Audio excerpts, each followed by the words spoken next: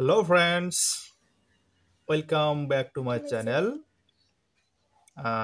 আজকে আমরা দুজনে খুব গুরুত্বপূর্ণ একটা ভিডিও নিয়ে আসলাম, যে ভিডিওটা খুবই ছোট বাচ্চাদের জন্য গুরুত্বপূর্ণ।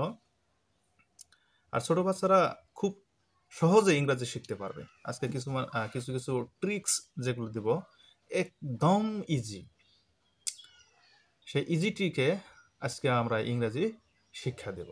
না নীলুফা? তো চলুন, আমরা আমরা কথায় কথা বলি না যে আমাকে যেতে হয়, আমাকে খেতে হয়, আমাকে দিতে হয়, আমাকে পড়তে হয়। তে হয় এটার ইংরেজি হয়েছে এম টু অথবা ইজ টু অথবা আর টু। মানে ইংরেজি বি ভার্ব আছে এম ইজ আর, এদের সাথে টু বসালেই তে হয়, এরকম মিনিং বোঝায়। যেমন আমাকে যেতে হয়, আমাকে খেতে হয়, ঠিক এরকম। যেমন ফর এক্সাম্পল হিসাবে আমি একটা দেই যে আমাকে যেতে হয়, তাহলে এটার ইংরেজি হবে আই অ্যাম টু গো। কি হবে? I am to go. আমাকে লিখতে হয়, I am to write.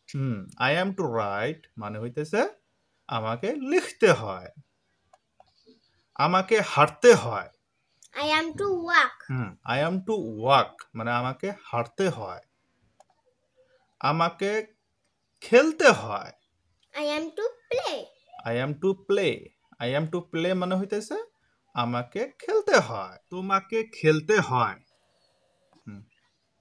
You are to play. হ্যাঁ, ইউ আর টু প্লে মানে হইতেছে তোমাকে খেলতে হয়। তোমাকে দিতে হয়, You are to give. হ্যাঁ, ইউ আর টু গিভ মানে হইতেছে তোমাকে দিতে হয়। তাকে বলতে হয়, He is to talk. হ্যাঁ, হি ইজ টু টক মানে হইতেছে তাকে বলতে হয়।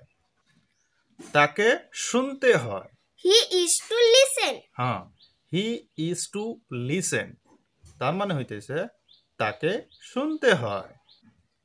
তাকে শিখতে হয়, She is to learn.